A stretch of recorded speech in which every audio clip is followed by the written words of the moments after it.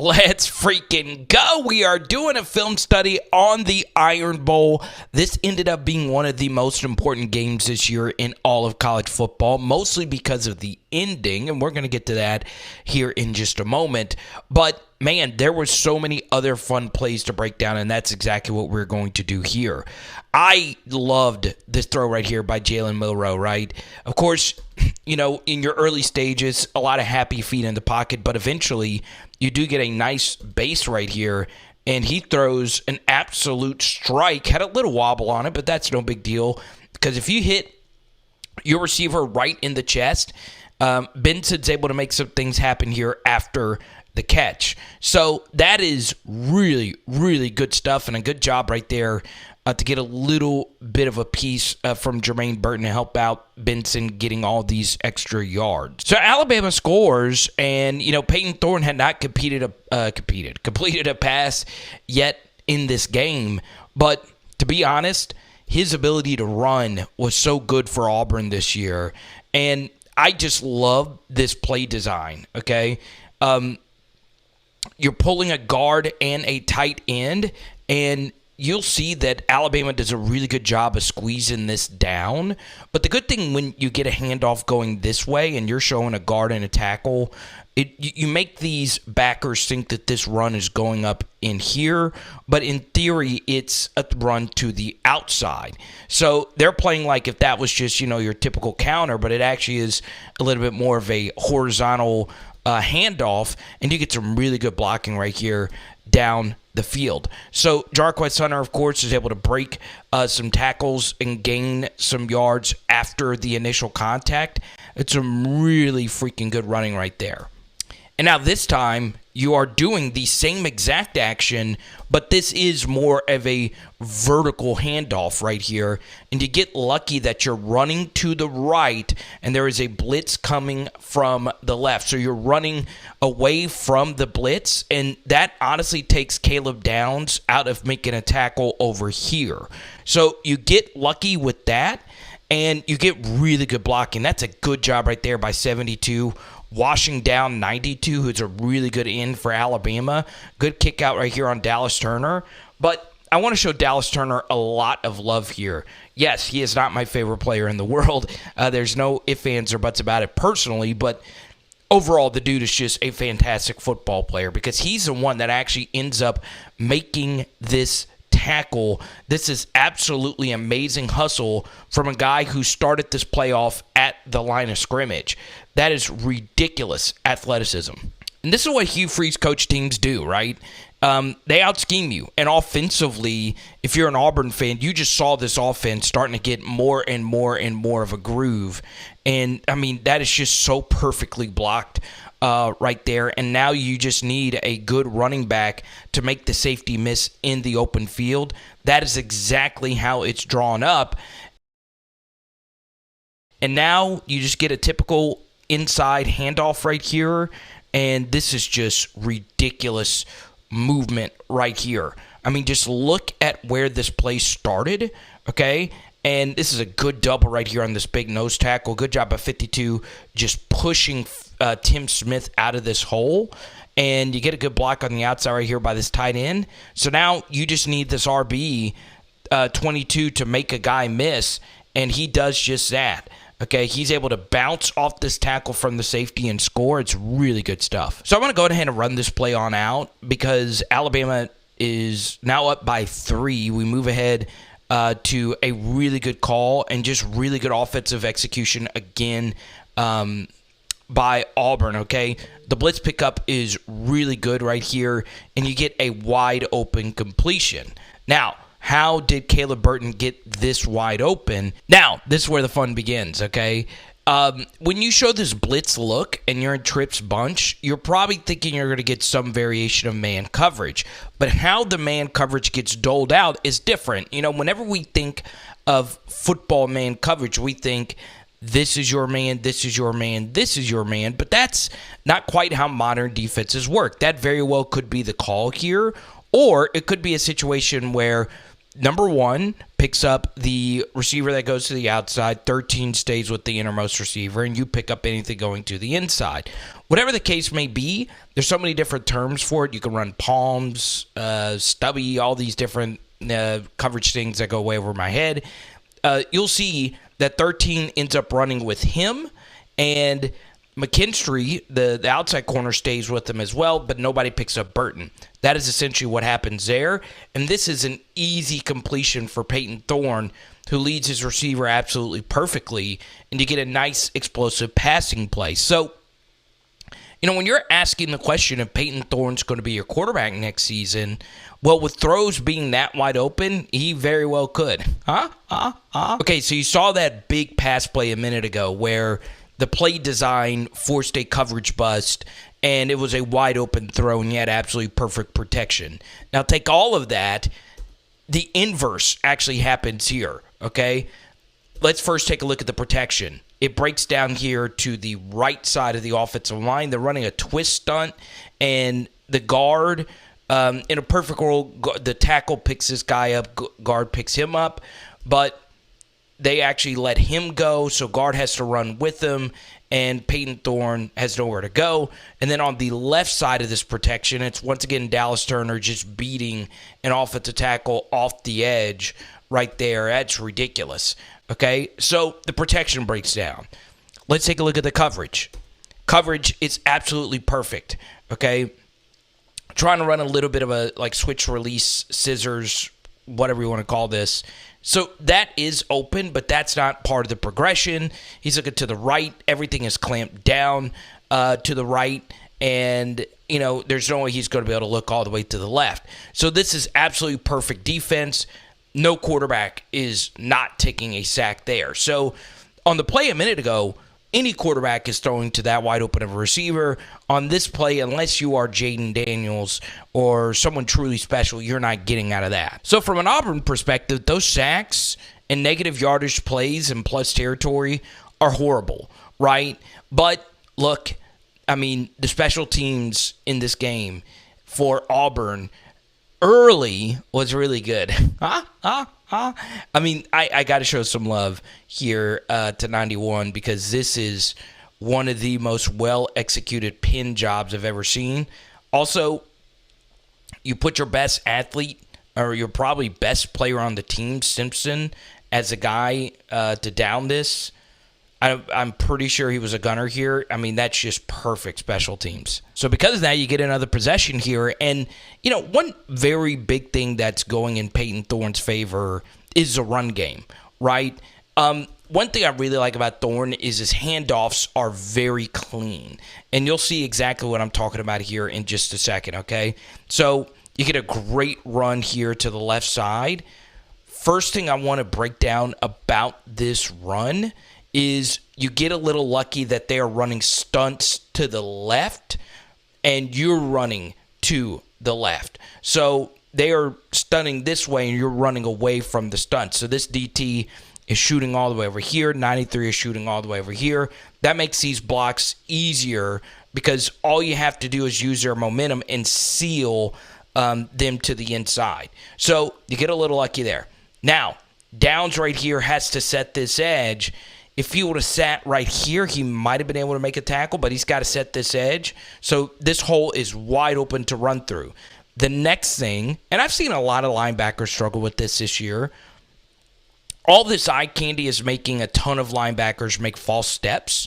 And you'll see that 30 right here is thinking that this ball was potentially handed off here or Thorne kept it. And you'll see he's thinking that the ball is going this way when it's actually going right where he was.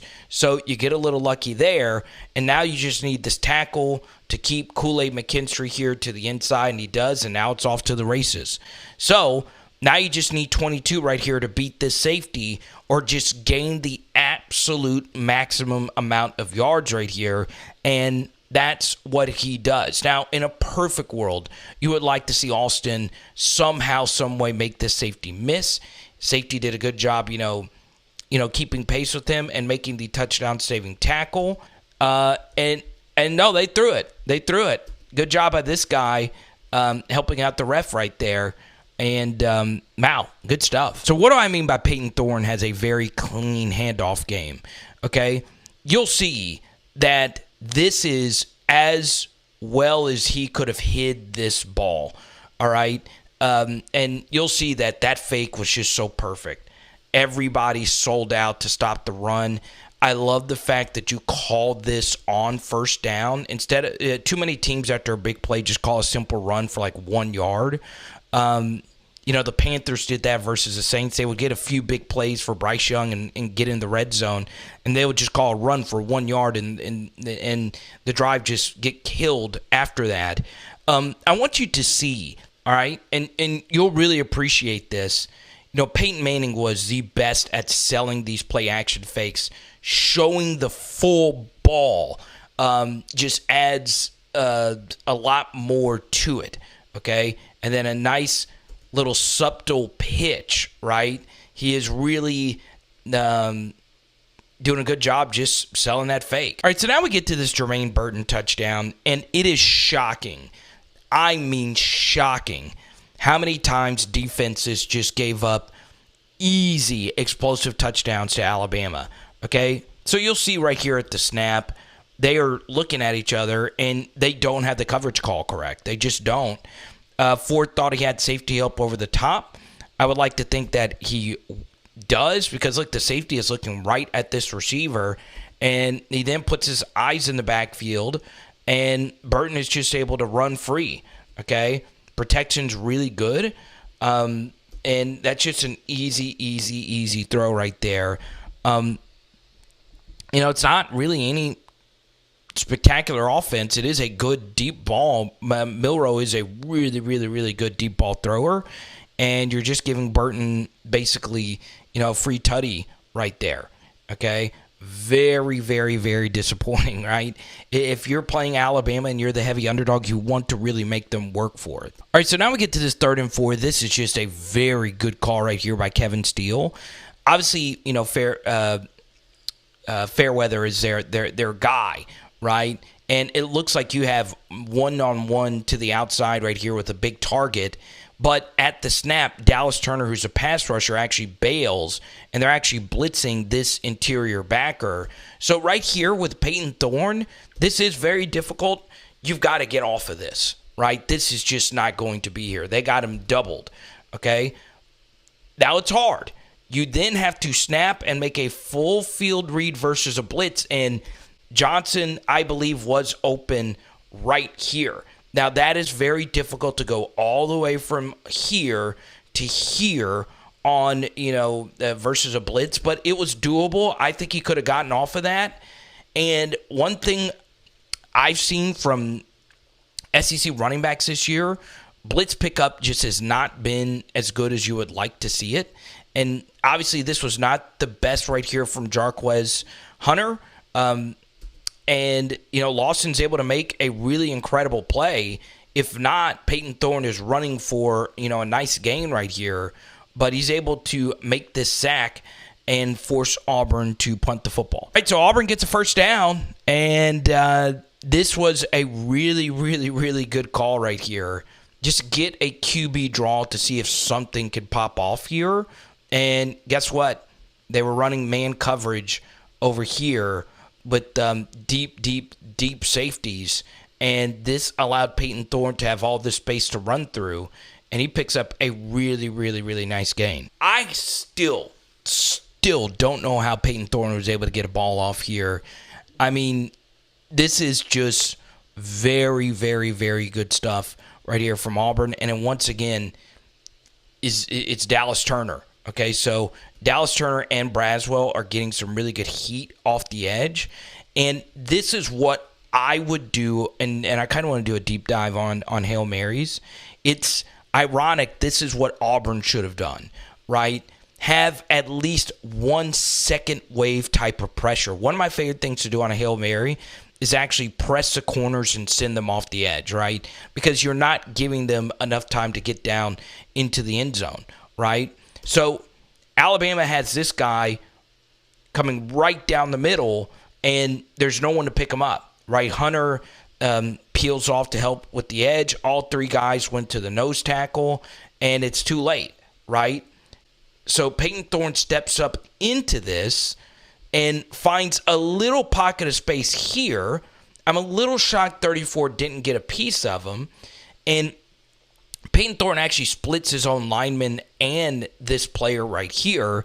And then this from Dallas Turner is really good. He is the best at spinning off, no wasted movement, and finding himself back into the play. How did Thorne get this off? That's crazy. That is as good as you're going to see a quarterback play during a Hail Mary situation where he has that much pressure. To get that off and to get that much arm strength on this is crazy, right? Look at where this ball actually ended up landing. I mean, that is at the 2, right? So it didn't quite get to the end zone, but his receivers really couldn't quite get there either. That's some really good quarterbacking, but the inverse is he gets credited with the interception, right? Hail Mary interception should not count against your statistics. Fight me. All right, move ahead to this 3rd and 3, and this is just sensational from Jalen Milroe. I'm not showing it. He had a crazy throw to Nyblack earlier on this drive to get to this portion, and you'll see that Auburn's coverage here is absolutely amazing, right? So they were showing an all-out blitz here, but at the last second, they actually bail out and have 2 players blocking any in-breaker. So you'll see 9, their best linebacker, is right here sitting to pick up any in-breaker, and this defender is picking up any in-breaker right here, okay? So everything is just defended perfectly, all right? Could you work all the way to the flats where he's wide open? Maybe. That's really tough. And you'll see with the protection, 74 gets off of the man he was blocking to pick up this edge pressure Simpson. In 91's in position here to make a sack and force a punt, but Milroe's speed, it's just too freaking much. Can't get him, okay? And he's able to, of course, run around this player. And now, look at this. I mean, he beats him pretty easily. His legs are just simply unfair. It's a huge play. Now, Auburn fans, please help me out here. I think 50 really flashed when I watched him this year. God, you can't play defensive tackle better than this. I mean, this is some Nick Fairley type stuff. Look at him take on this double. He's in this B gap. He's able to split this double. It was actually a man-to-man block at first, and the center peeled off to help. And he just makes a really nice play right there in the middle. Because of big plays like that, you force a field goal, and we get to this 3rd and 3. Okay? Now, Auburn's linemen, it looked like they were in a pretty tight set of splits. The good thing about tight splits is, and splits, of course, is the distance between each lineman. It looks like they're a little tighter right here. The good thing about that is that helps stop interior pressure, all right? And you'll see they pick everything up. The protection from Auburn, all things considered, was pretty good. Payton Thorne sits in this pocket and finds Johnson again, okay? Now, it is very zoomed in. I hate it when they do that, so you can't really see any of the route concepts, but bang, that's big-time quarterbacking right there from Thorne, hitting Johnson right in the throat. He catches it, and he's able to run after it, okay? Now you just need some blocks down the field to potentially turn this into something better, and guess what? You don't really need them because he had a great cutback right there to pick up a few extra yards. Good stuff. Now I'm about to show you my favorite extended red zone play call of the season, and I really appreciate Auburn fans in particular showing me a lot of love from my Auburn and New Mexico State film study. You can check that out, why that game was pretty much a fluke if you ask me, okay? But if you do support, or if it's in your heart's desire to support, please, help feed my dog. Super thanks is in the bottom right corner of your screen. So I'm going to show you this play just off this jump, and I want you to see how many different layers how many layers are in this play to create something this wide open for a receiver who had been killing them all game, okay? So we're in the 2nd and 6. It's the extended red zone.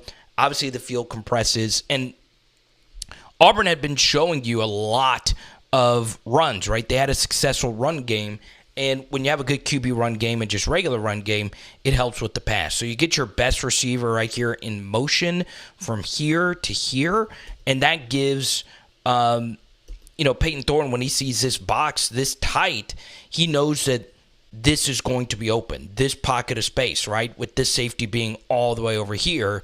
And honestly, this is kind of like a screen and roll in basketball. This is something Gus Malzahn was really good at when he was at Auburn, which is getting 2-for-1s, right? If you're able to get two guys to get blocked by one player. And that's essentially what happens here. You'll see that 13 is trying to decide, hey, is this my man, or is McKinstry going to pick up this guy coming around? And you'll see that Moore is just shielded right here. A nice little pick play, if you ask me. And Moore cannot get around this to make this play on 6. It also helps that 6 Javarius Johnson is getting a running start. That is another layer to it, okay? Another layer is the play action fake. So, you're show and run. All these backers are running down into this box. And guess what? You get this little pick right here, and McKinstry is running with him, and Moore is looking back at the quarterback, and it's just that good. I mean, it really is that good of a play call. It's wild, man. It's wild. And this was part of the reason why I had Auburn as one of my favorite plays of the year at 14.5 going into this game. And you'll see it right here. I mean, the play action helps with your pass protection.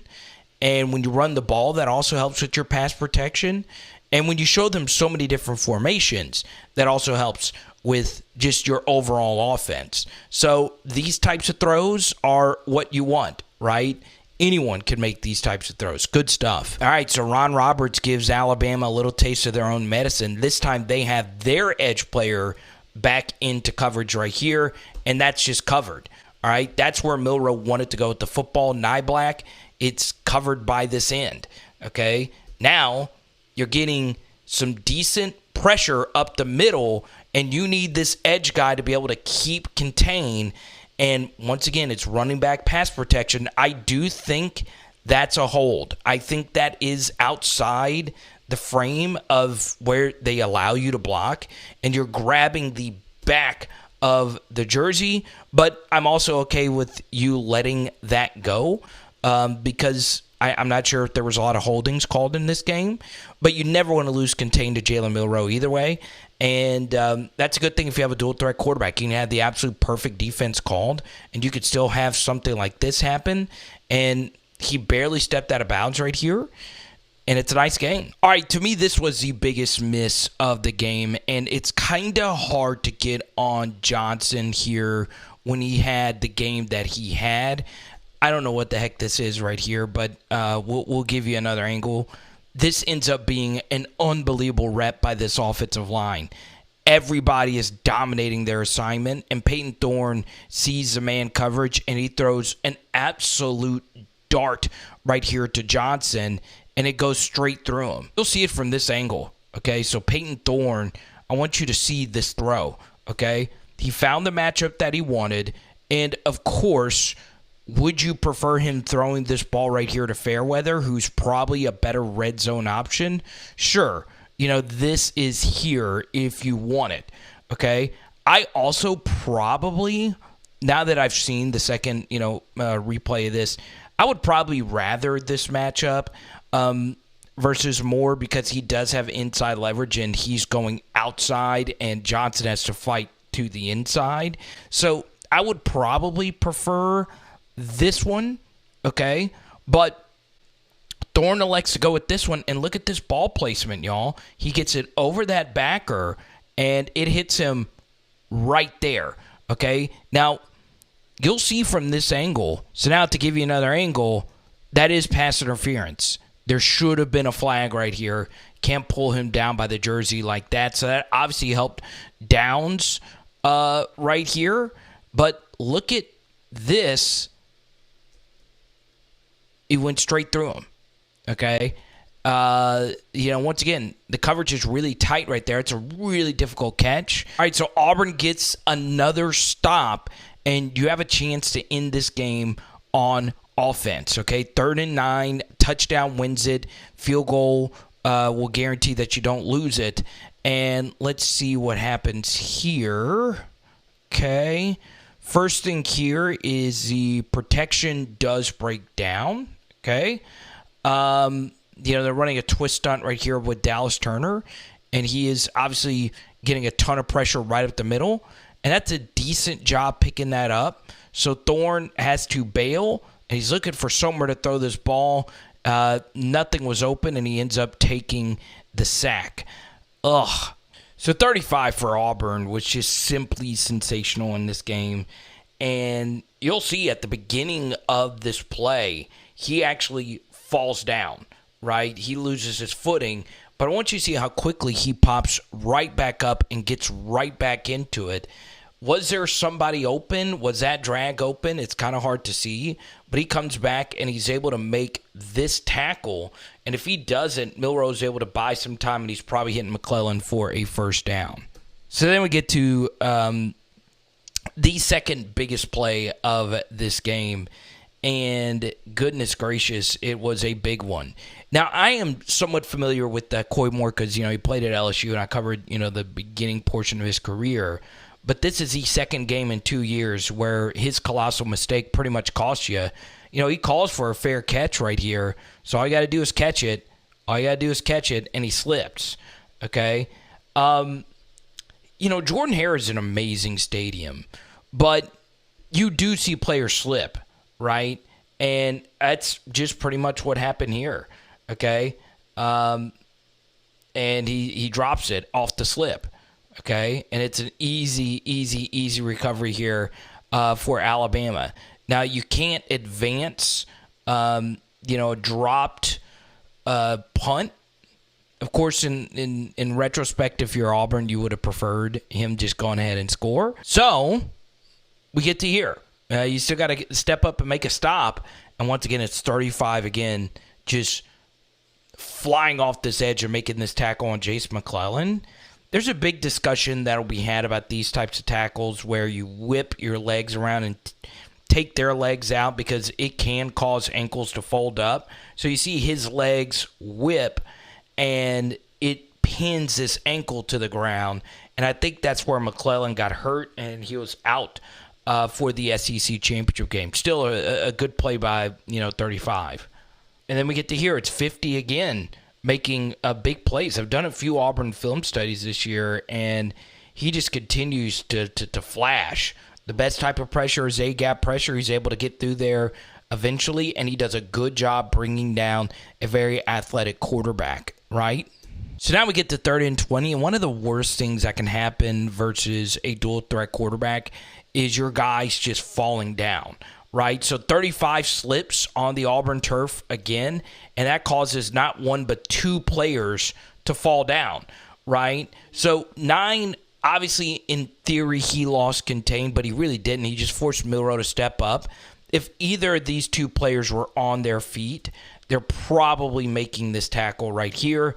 It is never good when your defenders are stacked on top of each other like that, and that's what happens when you fall, and 35 fell again on the Auburn turf, and now you just need 15 to make a play here, and he can't, right? That just stinks. I mean, all around that Milroe was able to get out of that in this game. Now, we get to this hit. I mean, this is, with the game on the line, one of the hardest hits you will see. One Pritchard coming in hot, bang! What a play right there to force him to miss that first down. So now we get to 4th and inches, and outside of actually quarterback sneaking it, they actually run a pitch to Roydell Williams to the right side. They have everybody out leveraged. That's a good block right there by 45. Once again, it is a player slipping on this turf. He wasn't going to make this play anyway.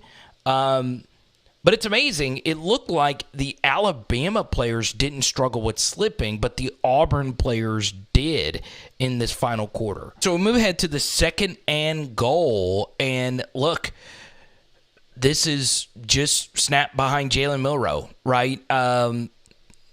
Ball's just floating in the atmosphere back there. And he had an opportunity actually to get his feet and throw it away, but guess what? He slips, okay? I think that, or it looks more like he just tripped on his own feet right here. I don't know what happened. He had a chance to throw it away, but you get that huge play, and 35 slips right there. It's crazy. And it's not like in basketball where you can like mop up the court or something like that. It's just wild. All right, so I believe the 3rd and goal play call really influenced, or should have influenced, the 4th down play call, right? I want you to see you're not really getting any rush on Milroe. And I understand he's fast and you don't want him, to use his legs. But kind of like the Hail Mary defense you saw a minute ago, you want a second wave of pressure just so he's not allowed to, drift back here all day. And you'll see that this play lasts an eternity, okay? It's just too much to ask 3 guys versus 5 and a duel. And this was pass interference, all right? As you can see, he's all over this guy's back right there. So this should have at least been offsetting penalties, replay 3rd down. So Alabama gets a little screwed here, if you ask me, right? All right, so now we get 4th and goal. We'll do a deeper dive on Hail Marys and all of that during the offseason here. But this is now just a 2-man rush, okay? I think in a perfect world, you're bringing him and then you're bringing at least another guy. There should never be on any Hail Mary type of play only a 2-man rush. That just gives him all day, and that's just forcing your guys to have to sit in coverage all day as well.